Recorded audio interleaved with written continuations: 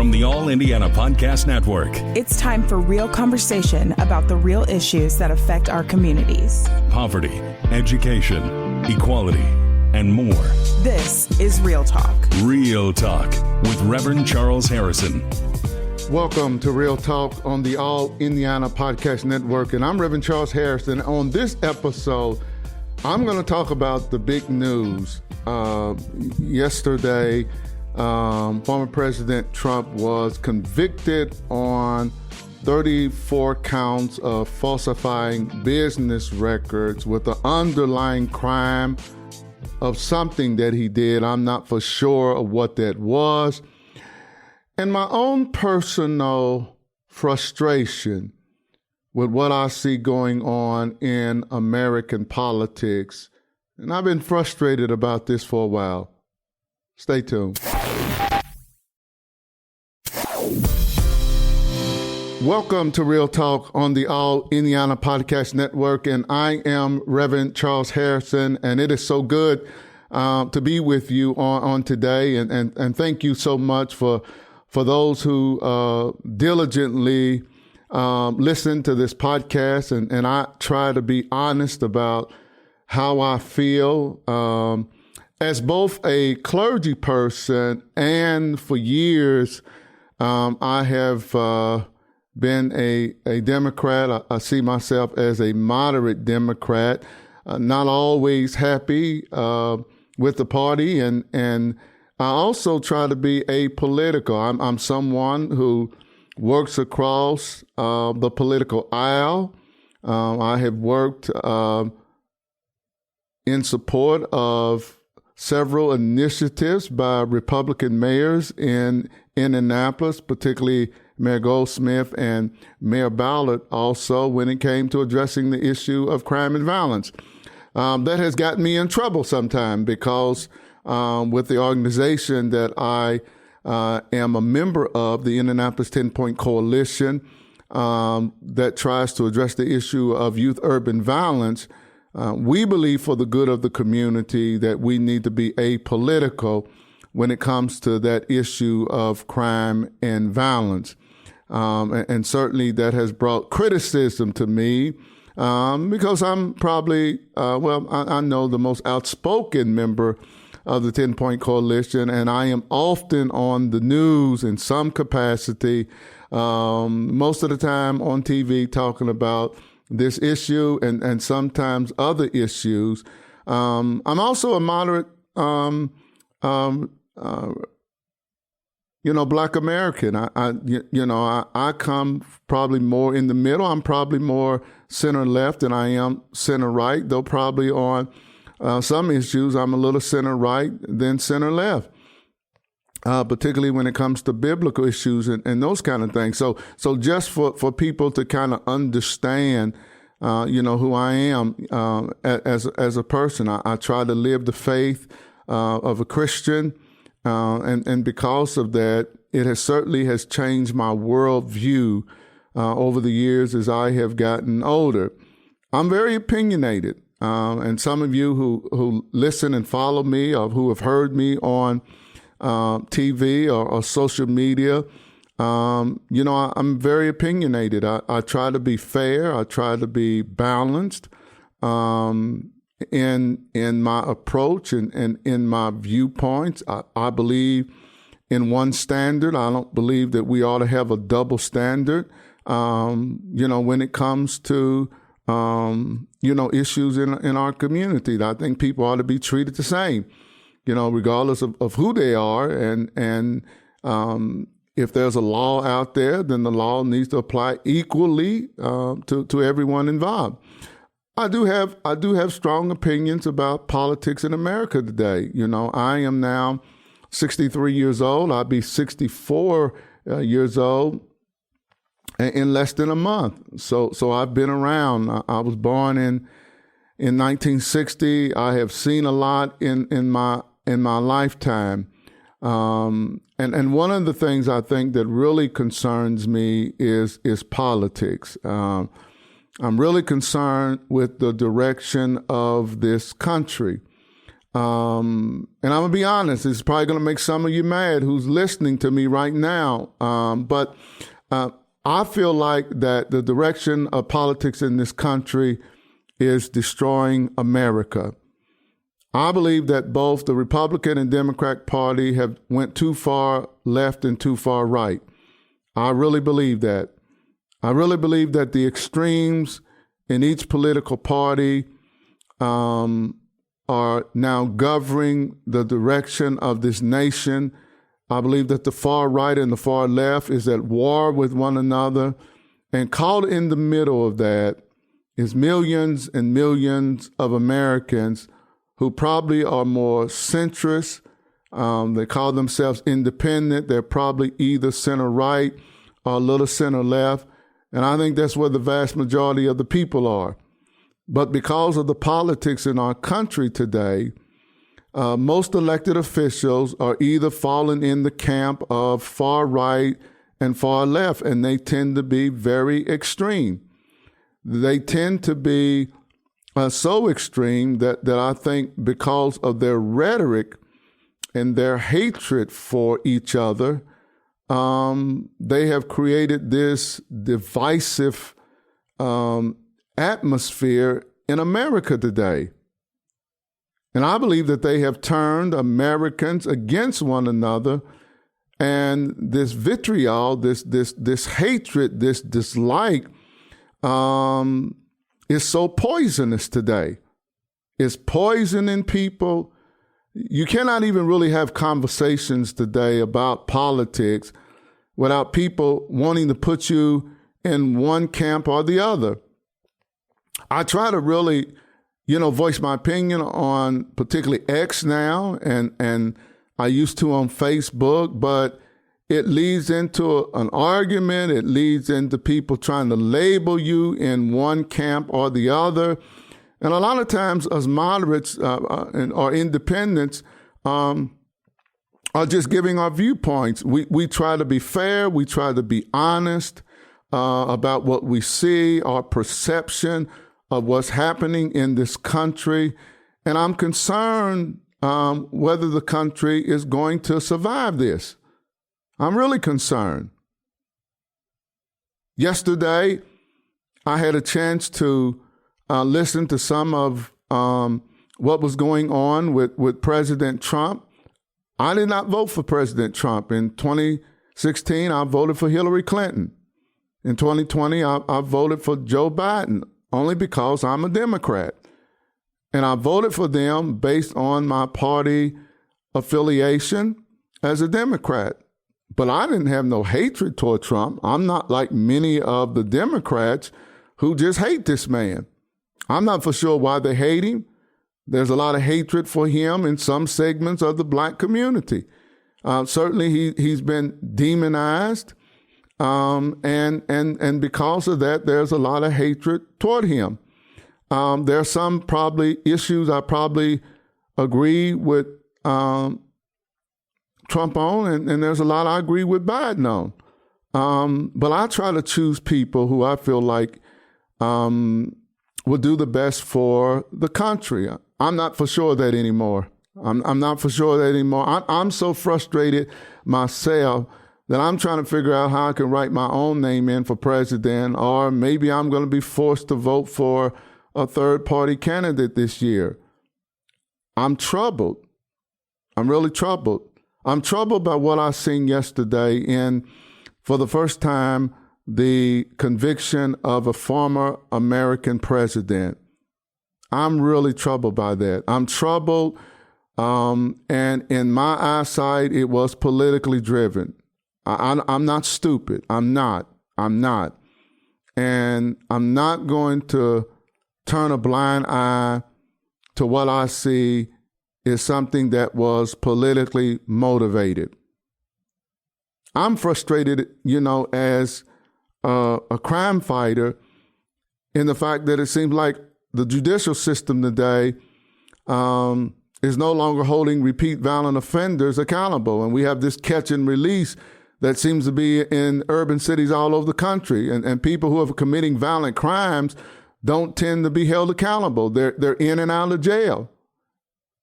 And sadly, many of them are back out on the street committing more violent crimes.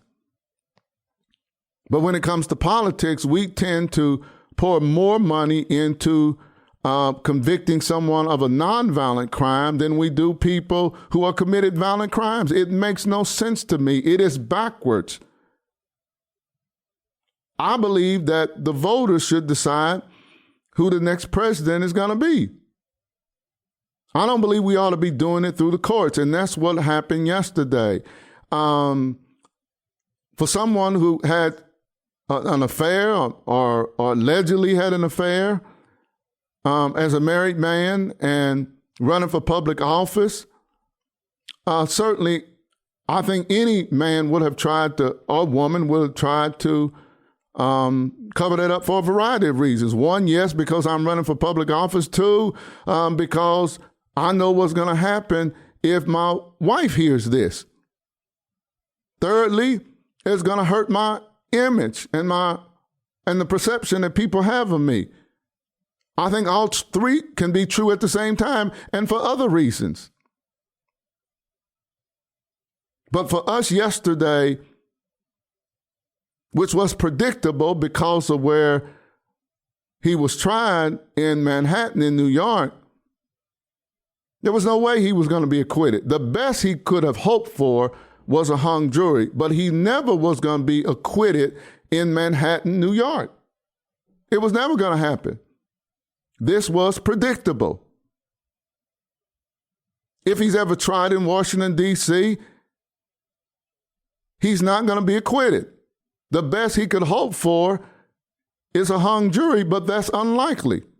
The same thing is true for Fulton County, Georgia, being tried in Atlanta. President Trump would never, or former President Trump is not going to be acquitted there. The best he could hope for is a hung jury, and to me, that's slim. My concern is this: we have now opened the door for political prosecution and persecution of elected officials. Now are Republicans planning now some local DA in some city that they know the likelihood of a Democratic former president being not only indicted but convicted is highly likely? Is that now what we're going to see? And I know some will argue with me, well, he committed a crime and he's not above the law. That's true. But neither are those who are doing the prosecuting above the law. And if we're going to now have prosecutions that are partisan driven based on politics, which has not happened in this country, then we're no better than all the other countries that we condemn when the person elected then prosecutes their opponent. This is going to spiral out of control, in my opinion. Because now every president and elected official has to be worried about what they say, what they do, how they handle situations, that someone from the opposite side of the aisle, now a local DA in any city across the country, if you do something that they consider now a crime, may try to prosecute you. I don't think it's good. I don't think it's healthy for this nation. I think this is bigger than President Trump and President Biden. I'm not excited about President Biden's son having to go to the trial in two different cities, one for taxes and one for a gun possession. I don't think if he had any other name than Hunter Biden, that he would be prosecuted. The same thing with the Trump trial. If there would have been someone other than Trump, because there's no evidence of that, they would have never been prosecuted. And in Trump's case, not only prosecuted, but convicted. Now, you mean to tell me that, I know some of you will argue with me that this is healthy for the country? It's not. We have opened up the floodgates now. And now we're going to have tit for tat. This saddens me. This saddens me because the country is almost divided 50-50 now. And as human beings, sometimes we have a desire to get revenge. And I think that's going to happen. This is troubling. But here we are. I think that the Supreme Court is going to have to intervene. We have to stop this. They're going to have to intervene, and we have to find a way to stop local DAs, because I think it's going to get out of hand, of prosecuting a former president on a federal election crime, because they found some way, based on local laws, to tie a federal crime in here. And because running for the presidency of the United States is a federal office, the Supreme Court ought to provide some guidelines so that we can stop this. We need to go in another direction. If a president or a candidate running for president commits a federal crime, then the Federal Election Commission or the Department of Justice ought to be the ones that pursue these cases. And there have been similar kind of cases over the years of either the president or candidate running for president has had an affair or been involved with some woman where they're trying to pay them off or to keep them quiet. And the FEC is the one to also determine whether or not any federal laws was broken, along with the Department of Justice or DOJ. We cannot allow local state prosecutors to get involved in these federal elections. I feel like we have opened up now a can of worms. And this could get out of hand very quickly. You should not serve as the president of this United States and worry about once you leave public office that someone who has an axe to grind with you on the other side of the political aisle, who has the power to do it, like a local prosecutor or DA, who may decide to do it because they can find the right judge and they're in the right city that may be heavily Republican or heavily Democrat, and they know the chances of you being indicted and convicted are great, and that's why they pursue it. That has to end.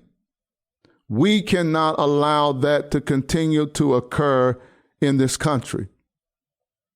And I'm just being real with you. And I know someone will say, well, you don't talk like a Democrat. I am a Democrat. I am. I'm a moderate Democrat. Now, whether I stay a Democrat or go independent, because I'm frustrated. I'm frustrated on the fact that my party seems to be governed now by the far left.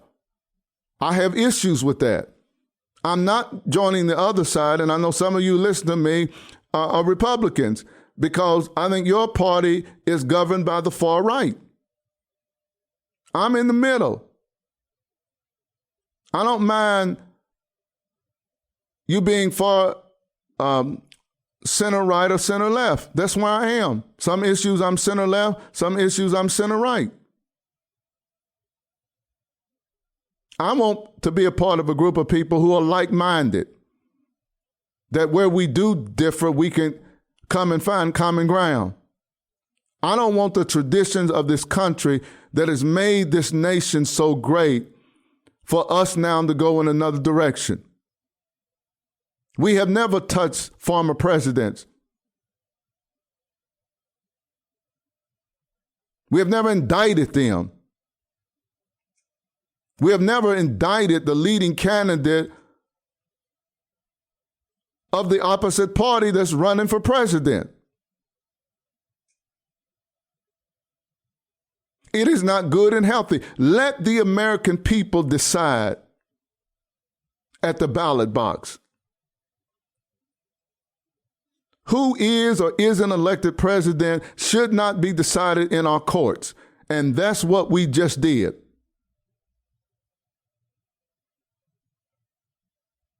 I know us Democrats are hoping now that the fact that President Trump now is a convicted felon, and there's about 19 million convicted felons in this country, disproportionately, a vast number of them are black folk and black males. So we know it better than anybody when it comes to that label of being a felon and what it brings with it. But I think that we think as Democrats, because Trump now is a felon, it's going to hurt him in the polls, and maybe a 2 or 3% shift in the polls based on the battleground states may help us reelect President Biden. But what are the long-term consequences of that?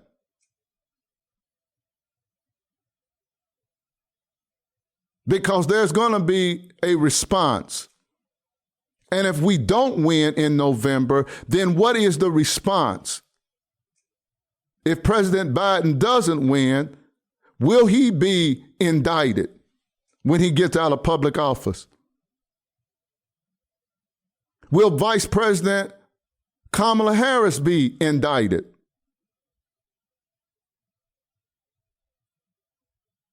Will they put together some trumped up charges to indict either Biden or Harris? How does that help our democracy? Is that not election interference? Let the American people decide on November 5th. I believe that we are smart enough that we're going to make the best choice based on the issues.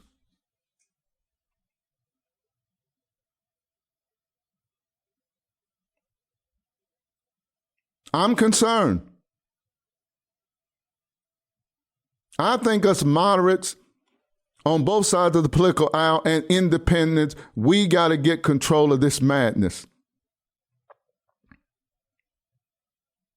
Because they're going to take the country off the cliff. The far left and the far right. They're at war with one another.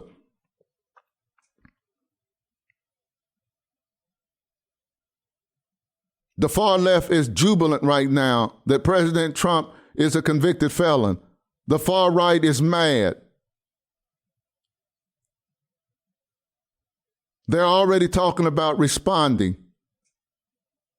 This is not good for America. When the country is already divided almost 50-50. There will not be any winners in this. And sadly, if us moderate Democrats and Republicans and independent, if we stay silent, then we're going to be as guilty as those on the extremes in both political parties.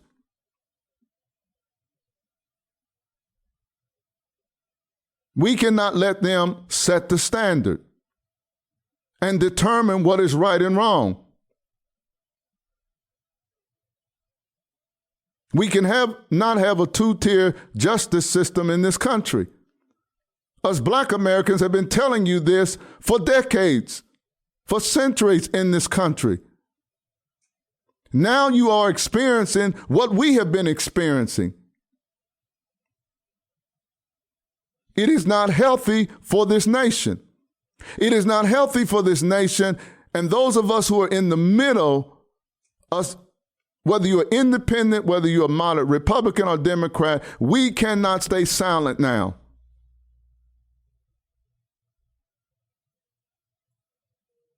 Because they're going to push us off the cliff as a nation. Those are the facts.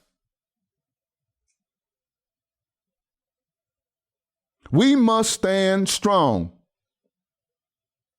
and say enough is enough. This is not good for America. This is not healthy.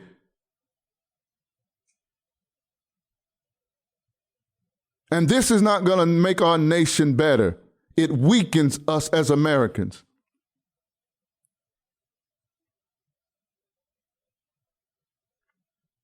My prayer is that the Supreme Court, because I think the appeals process is going to take too long.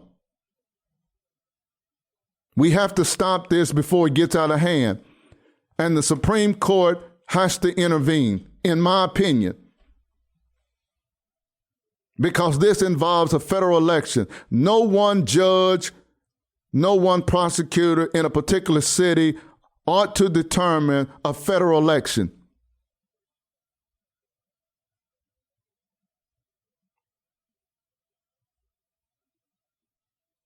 A DA in Indiana, in Indianapolis, Indiana, should not have the power to determine what happens in a federal election. And that's what we're seeing happen in New York. Let the voters decide. And for those of us like myself and other moderates and independents, we got to speak out against this. Because if we stay silent, then the next target is Biden. Like his son now was going on trial. That would be wrong too.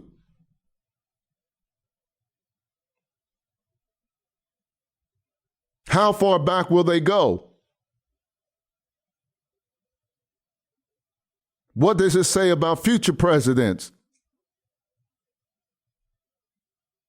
Will all of our presidents now be targets for political prosecution?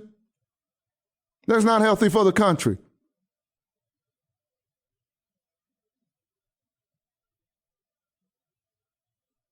I'm already against non-violent crimes being considered felonies and sending them to jail. I'm for repeat violent offenders going to jail. This is crazy. What I'm seeing is crazy. This is crazy, America. This is crazy. Mark my words. This is going to get worse. And this nation is about to fall off the cliff if we don't stop this craziness, this madness.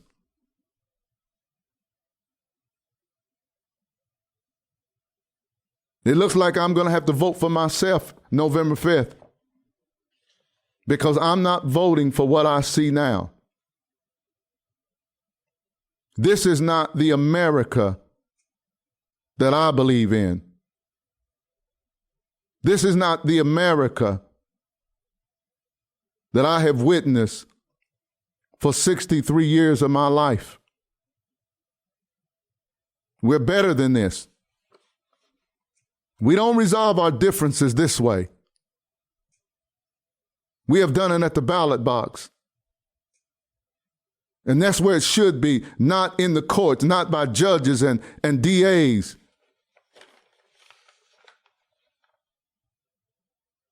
Who are trying to influence elections because of their likes and dislikes of particular politicians, because they have given in to the extremes within their party. No. This is unacceptable. We cannot be this kind of nation. Because if we continue down this path, then we're all doomed. We're better than this. This is Rev Harrison. Real talk. Be blessed. This is Real Talk with Reverend Charles Harrison. Be sure to like and subscribe to this podcast. And be sure to check out other great podcasts on the All Indiana Podcast Network. Online now at allindianapodcast.com.